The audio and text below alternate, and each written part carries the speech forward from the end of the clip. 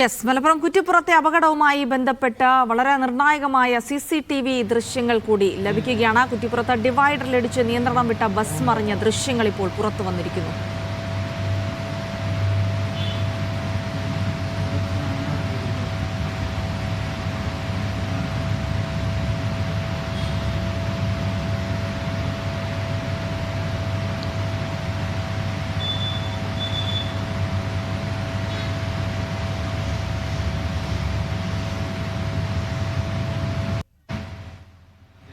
Yes, Jamsheer Kodinhi വിവരങ്ങൾ നൽകും. Jamsheer, CCTV ദൃശ്യങ്ങളിൽ തന്നെ വ്യക്തമാണ് ബസ്സിന് ഒരു ഘട്ടത്തിൽ നിയന്ത്രണം പൂർണ്ണമായും നഷ്ടപ്പെട്ടാണ് അവിടെ ഡിവൈഡറിൽ വന്ന് ഇടിക്കുന്നത് എന്നാണ് മനസ്സിലാവുന്നത്.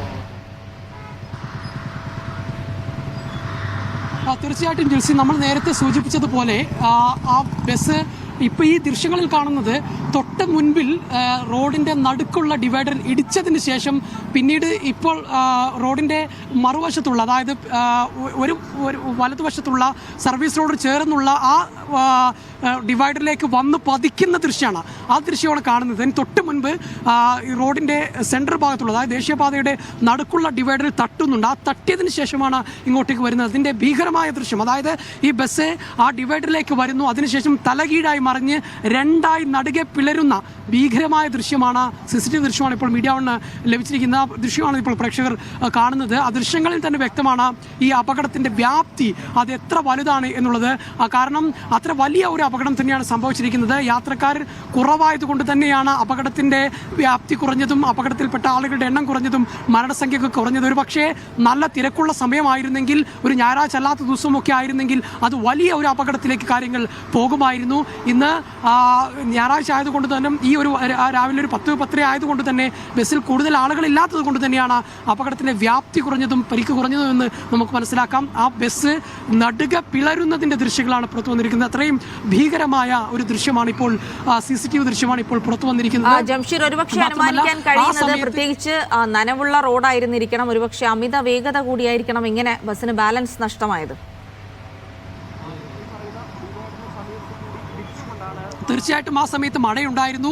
നമ്മളിവിടെ വന്നപ്പോൾ തന്നെ ഇവിടെ നേരത്തെ തന്നെ ഈ അപകടം സംഭവിച്ച വിത്തിൻ സെക്കൻഡുകൾക്കൊക്കെ തന്നെ നമ്മൾ ഇവിടുത്തെ ആളുകളുമായി ബന്ധപ്പെട്ടിരുന്നു. അപ്പോഴെല്ലാം അവർ പറഞ്ഞത് മഴയുള്ള സമയമായിരുന്നു, റോഡ് നനഞ്ഞു നിൽക്കുന്ന സമയമായിരുന്നു. ആ സമയത്ത് ബസ്സിന് ബ്രേക്ക് കിട്ടാതെ ബസ് വന്ന് ഇടിച്ചു എന്നുള്ളതായിരുന്നു അവർ പറഞ്ഞിരുന്നത്. ആദ്യഘട്ടത്തിൽ അവരുടെ പ്രതികരണം അങ്ങനെയായിരുന്നു. നമ്മളിവിടെ വന്ന് നോക്കുമ്പോൾ എല്ലാം തന്നെ അത് തന്നെയാണ് മനസ്സിലാകുന്നത്.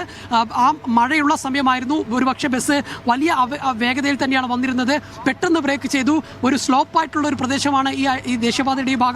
മഴയുടെ നനവും ആ സ്ലോപ്പായ പ്രദേശവും എല്ലാം കൂടി ചേർന്നപ്പോൾ ബസ്സിന് കൺട്രോൾ കിട്ടാതെ ബസ് ചെന്ന് ആദ്യം റോഡിൻ്റെ നടുക്കുള്ള ഡിവൈഡറിൽ ഇടിച്ചു.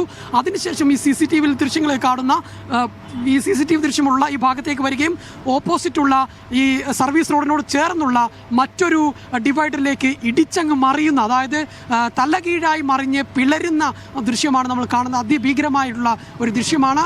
ആ സമയത്താണ് ആ വൈഷ്ണവ് എന്ന് പറയുന്ന മരിച്ച യാത്രക്കാരൻ ആ ബസ്സിൽ നിന്ന് തെറിച്ച് വീഴുന്നത്. ബാക്കിയുള്ളവരെല്ലാം തന്നെ ബസ്സിനകത്ത് തലകീഴായി മറിയുന്ന ഒരു സാഹചര്യമാണ്. അങ്ങനെ ഗുരുതരമായി പരിക്കേൽക്കുന്ന ഒരു സാഹചര്യമാണ് ഉണ്ടായത്. അതിൻ്റെ ഞെട്ടിക്കുന്ന ദൃശ്യങ്ങളാണ് ഇപ്പോൾ പുറത്തു വന്നിരിക്കുന്നത്. യെസ്, എന്തായാലും കുറ്റിപ്പുറത്തെ വാഹനാപകടവുമായി ബന്ധപ്പെട്ട ഞെട്ടിക്കുന്ന ദൃശ്യങ്ങൾ, ആ ബസ് നിയന്ത്രണം വിട്ട ഡിവൈഡറിലേക്ക് വന്ന് പതിച്ചത് രണ്ടായി മുറിഞ്ഞു മാറുന്നതാണ് കാണുന്നത്. അതിനു മുൻപ് തന്നെ അതിൻ്റെ റോഡിൻ്റെ നടുവിലുള്ള ഡിവൈഡറിൽ ഇടിച്ചാണ് അതിന് നിയന്ത്രണം വിട്ടത്. അങ്ങനെയാണ് ആ ബസ് വീണ്ടും പിന്നെ റോഡിൻ്റെ സൈഡിലേക്കുള്ള ഡിവൈഡറിലേക്ക് വന്നിടിക്കുന്ന ഒരു ദൃശ്യങ്ങൾ കൂടി. എന്തായാലും ഇന്ന് ഒരു ഞായറാഴ്ച ആയതുകൊണ്ടും അധികം യാത്രക്കാരില്ലാത്തത് കൊണ്ടുമാണ് വലിയൊരു ദുരന്തം ഒഴിവായത് എന്നുള്ള വിവരങ്ങൾ കൂടിയാണ് ജംഷീർ കൊടിഞ്ഞി നൽകുന്നത്.